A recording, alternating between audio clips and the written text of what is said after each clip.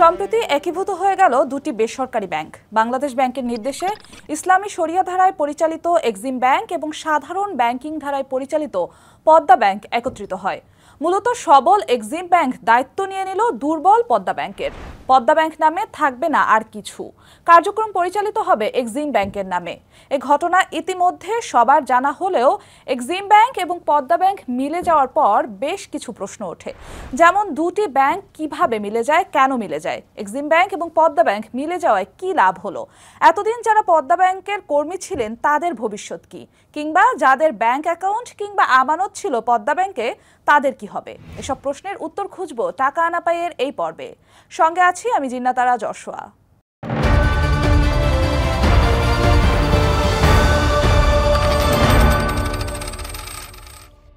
Banking খাত সংস্কারের উদ্দেশ্যে দুর্বল ব্যাংকে ভালো ব্যাংকের সঙ্গে একীভূত করার উদ্যোগ নিয়েছে বাংলাদেশ ব্যাংক। এর প্রথম ধাপে এক্সিম ব্যাংকের সঙ্গে একীভূত হয়েছে পদ্মা ব্যাংক। এখন প্রশ্ন হচ্ছে, পদ্মা ব্যাংকের কি এমন হাল হলো যে কারণে একে সবল একটি ব্যাংকের সঙ্গে মার্জ করার প্রয়োজন পড়ল। এই ঈদে দেশ জুড়ে কেনাকাটার ফুর্তি হবে শুধু বিকাশে, সাথে ডিসকাউন্ট কুপন, ইনস্ট্যান্ট ক্যাশব্যাক। এই পদ্মা ব্যাংক শুরুতে পদ্মা ব্যাংক ছিল না। 2013 সালে লাইসেন্স দেওয়া কয়েকটি ব্যাংকের একটি ছিল ফার্মার্স ব্যাংক নামের একটি ব্যাংক।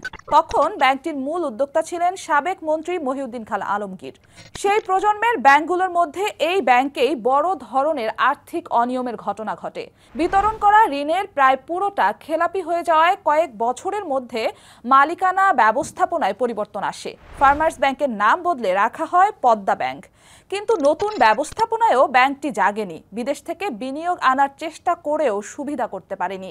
একসময় সরে যেতে হয় এর চেয়ারম্যান চৌধুরী নাফিস শারাফাতকে। এক্সিম ব্যাংকের কার্যক্রম শুরু হয় 1999 সালে। শুরুতে এটি ছিল একটি সাধারণ ব্যাংক। 2004 সালের জুলাই মাসে ইসলামী শরিয়া ভিত্তিক ব্যাংকে রূপান্তরিত হয় এক্সিম ব্যাংক। ব্যাংকটি মুসলিম ও অমুসলিম সব ধরনের গ্রাহককে ব্যাংকিং সেবা দিয়ে থাকে। 2004 সালে ব্যাংকটি শেয়ার বাজারে তালিকাভুক্ত হয়। পদ্মা ও এক্সিম ব্যাংকের মধ্যে তুলনামূলক শক্ত অবস্থানে রয়েছে এক্সিম ব্যাংক। তাহলে কেন মিলে গেল এই দুইটি ব্যাংক? মূলত সংকটে পড়া ব্যাংকিং খাতে সুশাসন ফিরিয়ে আনতে কিছু উদ্যোগ নিয়েছে বাংলাদেশ ব্যাংক। তারই অংশ এই একীভূতকরণ।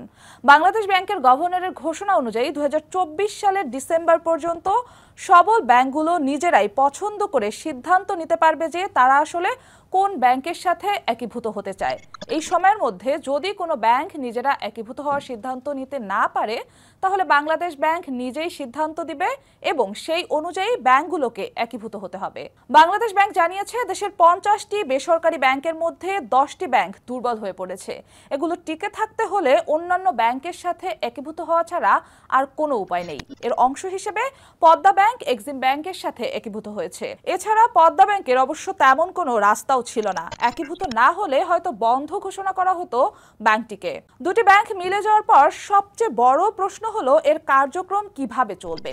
যদিও এই পুরো একীভূতকরণ প্রক্রিয়া শেষ হতে সময় লাগবে বেশ কয়েক মাস, তবে এরপর আর পদ্মা ব্যাংকের কোনো অস্তিত্ব থাকবে না।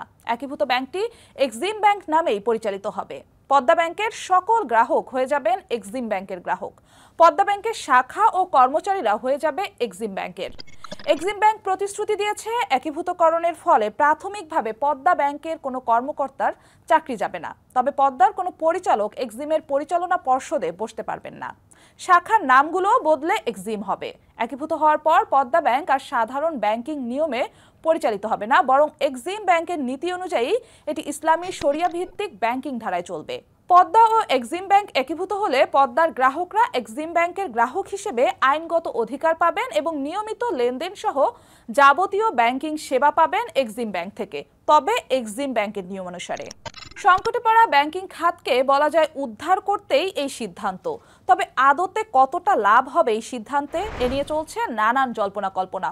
বিশেষজ্ঞদের অনেকেই একে মন্দের ভালো হিসেবে দেখছেন, আবার কেউ কেউ এই মিলে যাওয়াকে এক্সিম ব্যাংকের জন্যই বরং ঝুঁকি হিসেবে দেখছেন।